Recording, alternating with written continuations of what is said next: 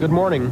It's a busy morning at Fort Bragg, where this morning and on through the night, troops are preparing to leave for the Mideast. There they will join U.S. forces said to be already on the ground in Saudi Arabia. In the meantime, Iraqi troops are still positioned at the borders of Saudi Arabia, Kuwait, and Iraq as tensions continue to rise. This is today, Wednesday, August the 8th, 1990. From NBC News, this is Today with Bryant Gumbel, Deborah Norville, and Joe Garagiola.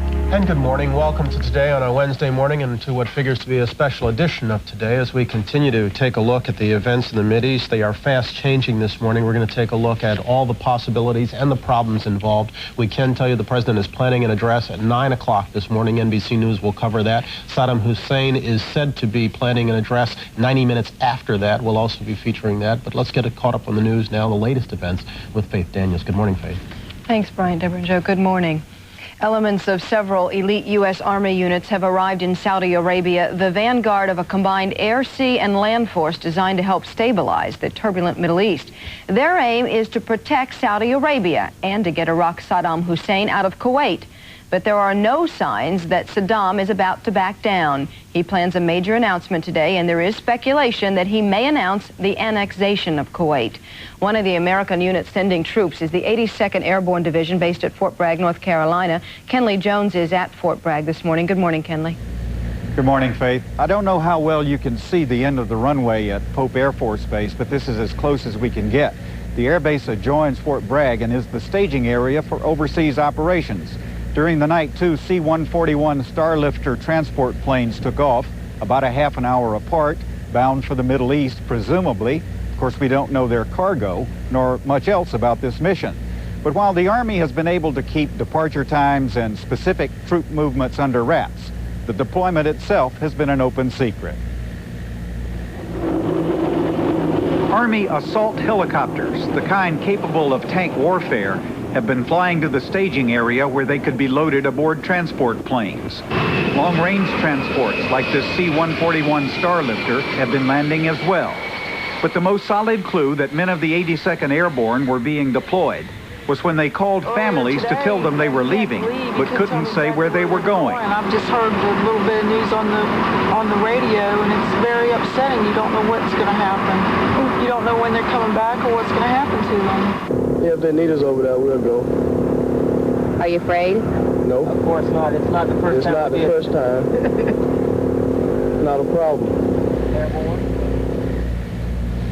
Of course, that kind of attitude was developed after the 82nd Airborne's successful operations in Grenada and Panama. But Iraq, with its well-equipped, well-trained army and unpredictable leader, would be a much more difficult foe. Faith? Thanks, Kenley. American warplanes and warships are also showing the flag in the Middle East. Defense Secretary Dick Cheney has just come back from there. And today, national correspondent Catherine Couric is at the Pentagon this morning. Katie, good morning. Faith, good morning. The U.S. is flexing its military muscle in Saudi Arabia. Some troops, warplanes, and support equipment already being put in place there. A defensive posture for now, but if Saddam Hussein does not pull out of Kuwait, Pentagon sources say that U.S. forces are prepared to go on the offensive. A number of F-15s and F-16s have left the U.S., including these taking off from Langley Air Force Base in Norfolk Tuesday afternoon, equipped with extra fuel for the long flight. They will be joined by others like them in the next few days, bringing a total of more than 100 U.S. fighter bombers to Saudi soil. Once positioned on Saudi airfields, the planes will be protected by some 2,000 members of the 82nd Airborne Division and other U.S. military units. The Screaming Eagles, the Army's elite air assault team, and their Apache helicopters are part of the package, as are troops from the 24th Mechanized Division. The details of this military plan were worked out between Defense Secretary Dick Cheney and Saudi King Fahd. Cheney arrived at Andrews Air Force Base early this morning after 2 intense days of shuttle diplomacy. A stop in Egypt reportedly sealed a deal for President Hosni Mubarak to commit several thousand Egyptian soldiers to a multinational force. Other Arab nations may follow suit. And the Saudi army, bolstered by more than $35 billion worth of U.S. equipment, is not without muscle.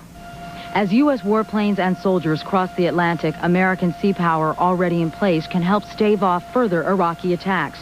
The USS Independence aircraft carrier and her battle group are in a holding pattern near the Persian Gulf. These ships will be joined by the USS Eisenhower, traveling from the Mediterranean through the Suez Canal. The USS Saratoga left Mayport Naval Station Tuesday afternoon. That aircraft carrier and its 14 support ships should be arriving in the Eastern Med to replace the Eisenhower in about 10 days. Now, Faith, there is some confusion over Egypt's commitment to all this.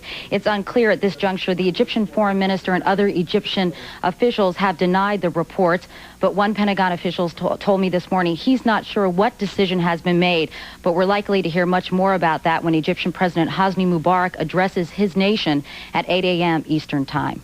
Faith? All right, thank you, Katie.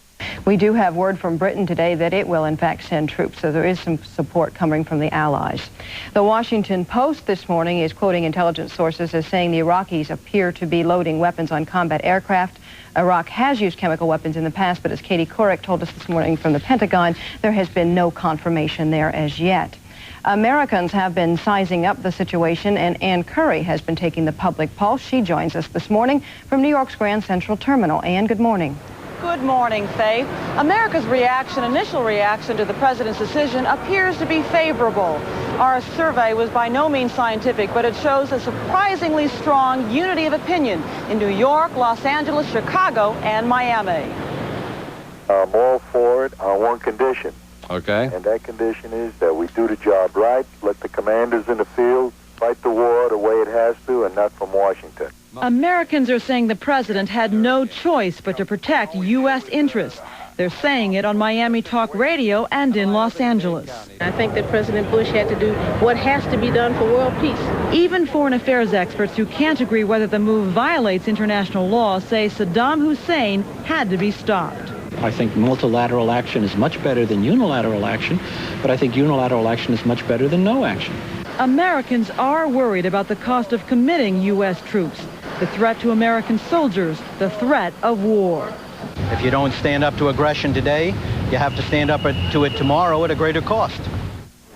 Newspaper editors in Atlanta and in New York confirm they too are finding strong support for the president's decision from a well-informed American public.